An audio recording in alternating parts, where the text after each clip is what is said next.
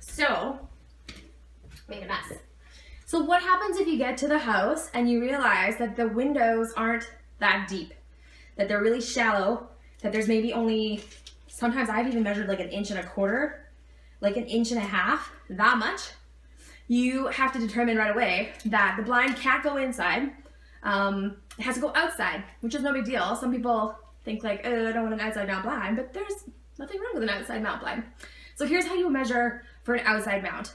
So kind of like measuring for inside mount, you do it three ways: top, middle, bottom, outside, middle, outside. Except we're gonna go to the outside of the casing instead of inside the window. So get up here. So measure from the outside of their casing,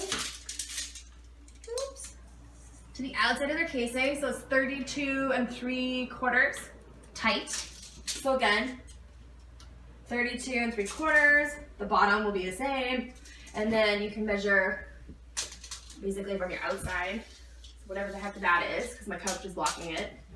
So from the very top of the casing, just hang your tape up there and then let it drop.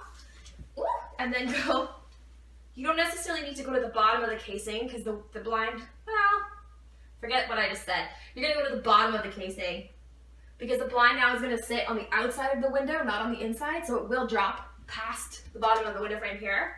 So go to the bottom of your casing, which is 69 3/4. Whew.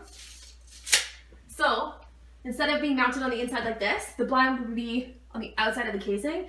And I always like to measure so that it's flush, that it lines up with the very top of the casing and then comes out from there, that it doesn't sit above, doesn't sit below.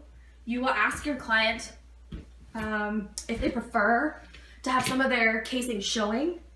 I don't know, some people like that, so you can see a little bit of their trim. So you can just deduct, you know, like 1/8 of an inch, 1/4 of an inch on each side. Yeah, that's it. It's really simple.